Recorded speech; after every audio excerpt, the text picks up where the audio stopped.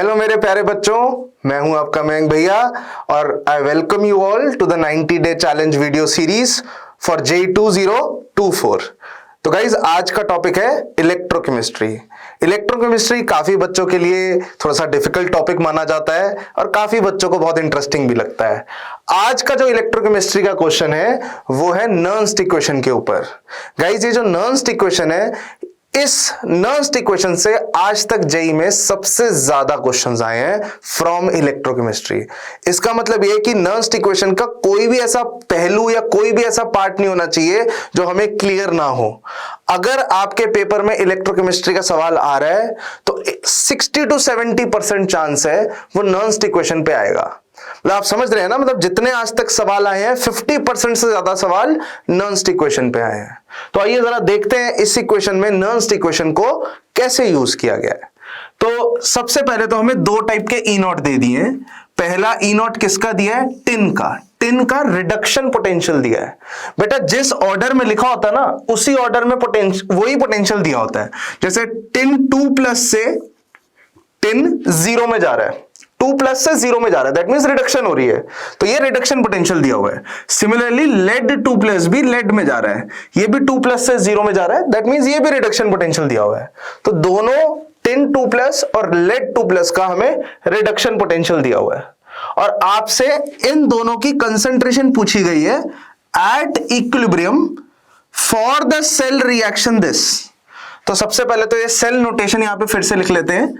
इन्होंने लिखा है टिन 2+, फिर इन्होंने दो लंबी लंबी लकीरें लगाई हैं, फिर लेड 2+ और फिर उसके बाद लेड। यही लिखा ना, चेक कर लो, यही लिखा है। तो इस सेल रिप्रेजेंटेशन को कैसे फिगर आउट करते हैं? देखिए बहुत सिंपल सी बात है। जो डबल लाइन ये जो होता है इसको हम सॉल्ट ब्रिज कहते हैं। This is your salt bridge.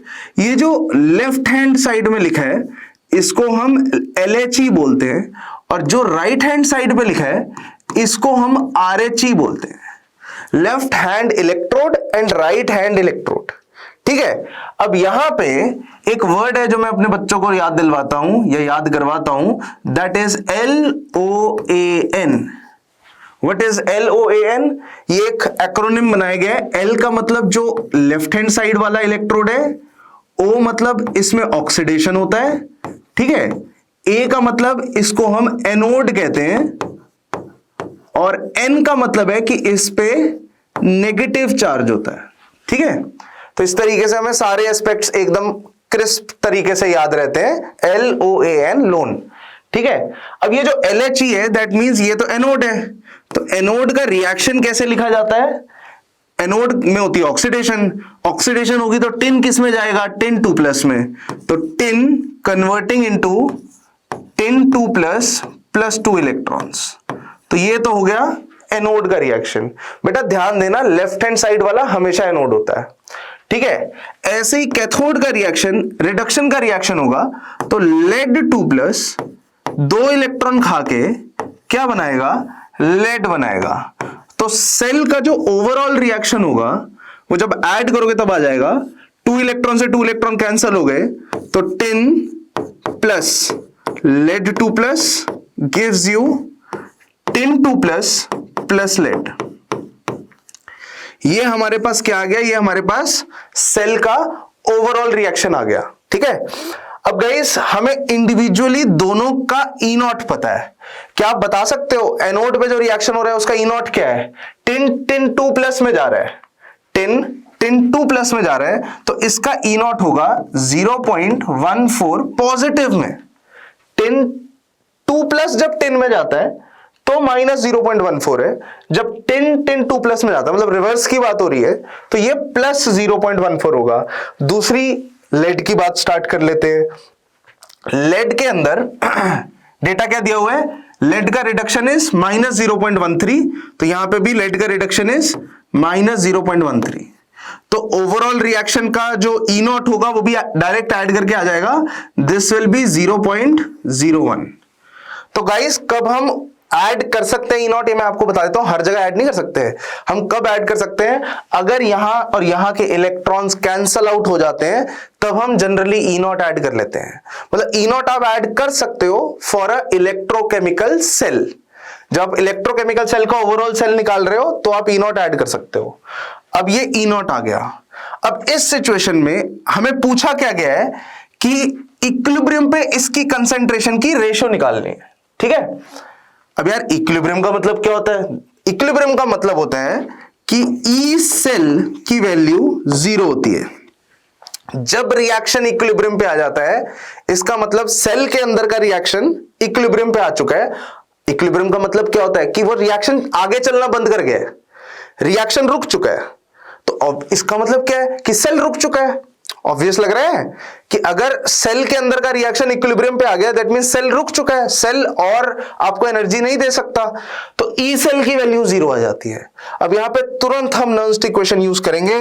नर्न्स्ट equation क्या होती है, E cell is equal to E naught cell minus 0.059 होता है वैसे तो, बट यहां पे 6 हमें लेने के लिए बोला गया है, 0.06 बाय एन। एन की वैल्यू यहां पे जितने इलेक्ट्रॉन कैंसिल हो रहे हैं वहां से आ जाएगी 2 लॉग ऑफ 10 2+ की कंसेंट्रेशन डिवाइडेड बाय लेड 2+ की कंसेंट्रेशन। ये चीज आ जाएगी। हमें भी यही पूछा है, 10 2+ और लेड 2+ की कंसेंट्रेशन ही तो पूछी है, तो यही चीज तो निकालनी है। ई सेल को क्या करना है, 0 करना है, सेल तो काम करना बंद कर जाएगा ना इक्विलिब्रियम पे। ई नॉट सेल को क्या करना है, इसको 0.01 डालना है और फिर क्या करना है, फिर इसको जस्ट सॉल्व करना है। बेटा जब आप इसको सॉल्व करेंगे ना तो आपको जो फाइनल इक्वेशन मिलेगी वो मिलेगी concentration of 10 2+ by concentration of lead 2+। मतलब ये वही चीज है जो आप निकालना चाह रहे हो, इसकी वैल्यू आपको मिलेगी 10 टू द पावर 1/3। सॉल्व करके इजीली आ जाएगा 10 टू द पावर 1/3, मतलब क्यूब रूट ऑफ 10 की बात हो रही है यहां पे, ठीक है। अनफॉर्चुनेटली ये क्वेश्चन एक सब्जेक्टिव क्वेश्चन है। अगर ऑब्जेक्टिव होता, 4 ऑप्शंस होती, तो मतलब इसके हिसाब से आप क्लोज आंसर निकाल लेते।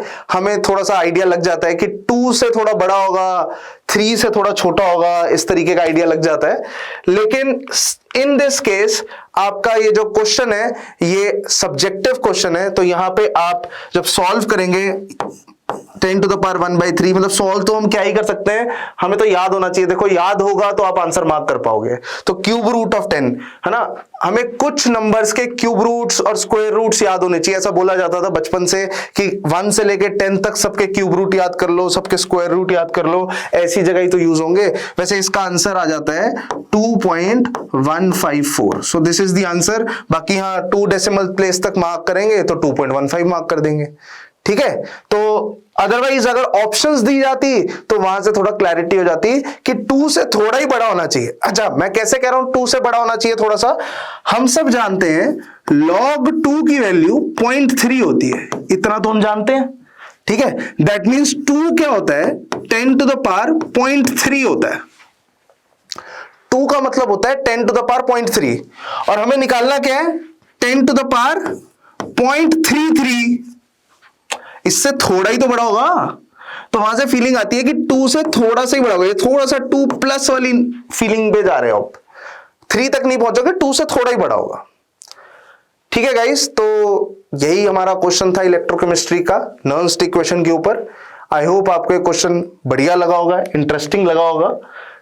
अगर आपको इलेक्ट्रोकेमिस्ट्री डिफिकल्ट लगता है तो एटलीस्ट ये नर्न्स्ट इक्वेशन वाला पार्ट बिल्कुल करके जाइए, क्योंकि इसमें से क्वेश्चन लगभग पक्का होता है, ठीक है गाइस। अगर आपको ये कंटेंट अच्छा लगा, मजा आया, तो please like and subscribe our channel and बने रहिए हमारी 90 डेज सीरीज वीडियो के साथ।